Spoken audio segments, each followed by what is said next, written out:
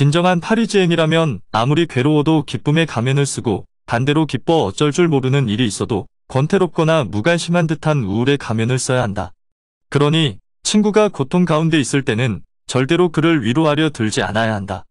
누가 위로의 말을 건네면 그는 틀림없이 괜찮다고 말할 것이다. 마찬가지로 그에게 좋은 일이 일어났을 때도 섣불리 축하하지 않도록 조심해야 한다. 자신의 행운을 너무나 당연한 거라고 믿고 있는 사람에게 축하 인사를 하면 오히려 놀랄 것이기 때문이다. 이렇듯 파리에서는 모두가 항상 가면 무도회에 와 있는 것처럼 살아간다. 전임 관장들을 위한 환송식이 진행되고 있는 무도회장 안에서도 마찬가지였다. 떠나는 드비엔과 폴리니는 이런 규칙을 빠삭하게 알고 있는 사람들이 모인 파리의 무도회장에서 자신의 슬픔을 보여주는 실수를 하지 않으려고 모두에게 과할 정도로 미소를 보냈다. 그리고 사람들은 이들을 연신 축혀 세우며 축하의 말을 전했다. 그때 어린 잠이 오페라의 유령이라고 흥분한 목소리로 소리쳤다. 그 순간 모두가 보는 앞에서 두 관장의 미소가 일그러졌고 얼굴에 침통함과 두려움이 나타났다. 어린 잠은 검은 정장을 입은 사람들 쪽을 가리키고 있었는데 그 손가락이 가리킨 곳에 한 사람이 서 있었다. 말할 수 없이 창백하고 끔찍하게 음산하고 믿기지 않을 정도로 추하며 눈두덩 밑으로 깊고 깊은 시커먼 구멍 두 개가 나 있는 해골 같은 얼굴을 한 사람이었다. 사람들은 그 모습을 보고 오페라의 유령이라며 웃었다. 사람들이 오페라의 유령에게 술을 권하려고 난리 법석이었다. 하지만 오페라의 유령은 순식간에 사라져버렸다. 사람들은 사라진 오페라의 유령이라는 사람에 대해 어떤 설명을 요구하거나 불쾌한 생각을 하거나 저질 농담을 하여 분위기를 망치는 위험을 무릅쓰지 않았다. 유령의 전설을 들은 적이 있고 기술 감독이 했던 이야기를 알고 있는 몇몇 손님들은 오페라 극장 직원들이 미신에서 창작해낸 인물을 생생하게 재현해본 것쯤으로 생각했다.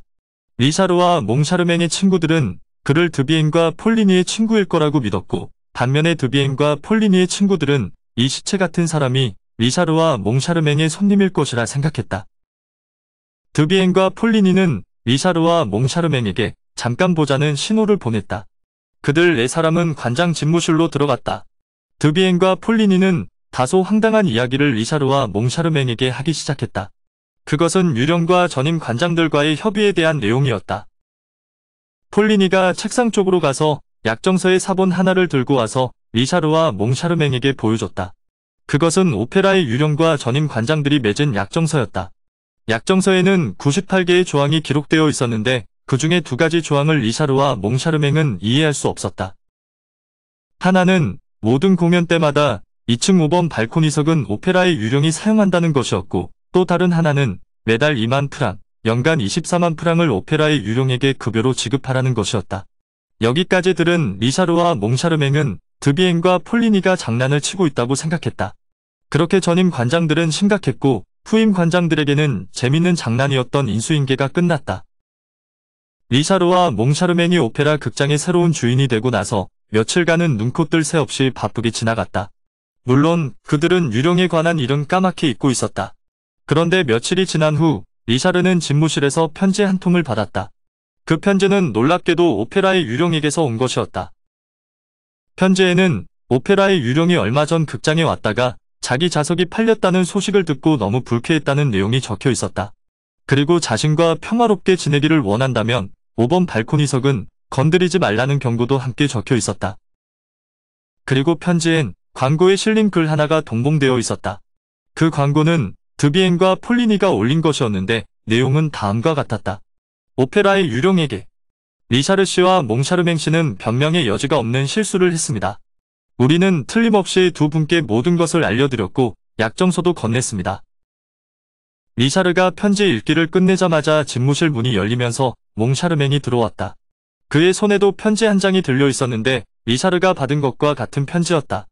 두 사람은 서로 마주보고는 웃음을 터뜨렸다. 그들은 아직까지 드비엔과 폴리니의 장난이 이어지고 있다고 생각해서였다. 리샤르와 몽샤르맹은 드비엔과 폴리니가 이런 장난 편지를 보낸 것이 오늘 밤 공연에 발코니석을 요구한다고 생각했다. 그래서 리샤르는 비서에게 2층 5번 발코니석이 아직 예약되지 않았다면 드비엔과 폴리니에게 티켓을 보내라고 지시했다. 하지만 두 사람은 나이도 먹을 만큼 먹은 사람들이 유치한 장난을 즐기는 게 못마땅했다. 그날은 온종일 예술가들과 계약 협상을 하느라고 리샤르와 몽샤르맹은 고된 하루를 보냈다. 그러느라 드비엔과 폴리니가 5번 발코니석에서 취향껏 즐기고 있는지 확인하지 못했다. 다음 날 아침, 리샤르와 몽샤르맹은 우편물 가운데서 감사 카드 한 장과 편지 한 장을 보았다. 카드는 오페라의 유령으로부터 온 것이었는데 거기에는 공연을 잘 봤다는 감사 인사와 이른 시일 내에 24만 프랑에 대한 확답을 달라는 내용이 있었다. 그리고 다른 편지는 드비엔과 폴리니에게 온 것이었는데 거기에는 자기들을 신경 써준 것은 고맙지만 자신들은 5번 발코니석을 차지할 권리가 없다는 내용이 들어있었다. 편지를 다 읽은 리샤르는 드비엔과 폴리니의 장난이 지나치다고 화를 냈다. 그러고는 그날 저녁 2층 5번 발코니석을 다른 사람에게 팔았다. 다음 날 리샤르와 몽샤르맹은 집무실에 도착해서 지난밤 2층 5번 발코니석에서 있었던 사건에 관한 주임의 보고서를 발견했다. 내용은 2층 5번 발코니석에 앉았던 관객들이 웃고 떠들고 괴상망측한 소리를 내며 소란을 일으켰다고 적혀 있었다. 그래서 다른 관객들의 항의를 받았고 극장 직원들로 안 돼서 경찰을 불러서 밖으로 내보냈다는 내용도 함께 있었다. 리샤르가 주임을 불러 어제 있었던 일에 관해 물었다. 주임의 말은 대부분 보고서에 적힌 내용과 별반 다르지 않았는데 한 가지 이상한 말을 했다. 소란을 피운 관객들 말에 따르면 분명히 아무도 없는데 자기들이 들어갔을 때 여긴 사람이 있다는 목소리가 분명히 들렸다는 것이다. 심지어 오른쪽 발코니석과 왼쪽 발코니석도 비어 있었는데 말이다. 리샤르는 주임에게 관객들을 5번 발코니로 안내한 안내원을 데려오라고 했다. 얼마 뒤에 안내원으로 일하고 있는 지리 부인이 들어왔다. 지리 부인은 어린 무용수 매그 지리의 엄마였다. 지리 부인은 자부심이 매우 강한 여자였다.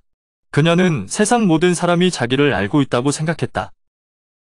지리 부인은 전날 있었던 사건에 관해 물어보는 리샤르에게 자신 있게 유령의 짓이라고 했다.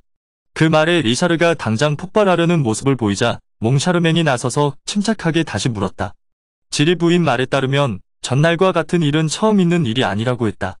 지리 부인은 발코니석에서 아무도 그 유령을 볼 수 없지만 그의 소리는 모두 다 들을 수 있다고 했다. 그리고 자신은 유령의 소리를 여러 번 들었다고 했다. 그러면서 지리 부인은 과거 5번 발코니석에서 있었던 몇 가지 사건에 대해서 이야기해줬다. 리샤르와 몽샤르맹은 지리 부인의 말을 들을수록 그녀가 자기들을 속이려고 거짓말을 한다고 생각했다. 지리 부인은 리샤르와 몽샤르맹에게 5번 발코니석 때문에 유령과 다투지 말고 조용히 놔두라고 했다. 지리 부인은 심지어 유령이 자신에게 친절을 베푼 이야기까지 해줬다. 이야기를 더는 듣기 힘들었던 리샤르는 지리 부인을 나가게 했다. 지리 부인이 공손하게 인사를 하고 나가자 두 관장은 저 늙고 미친 여자를 당장 해고하겠다고 주임에게 말했다. 그러면서 주임도 방에서 내보냈다. 오늘의 영상은 여기까지입니다. 영상이 도움이 되셨다면 구독과 좋아요, 알람 설정 부탁드립니다. 시청해주셔서 감사합니다.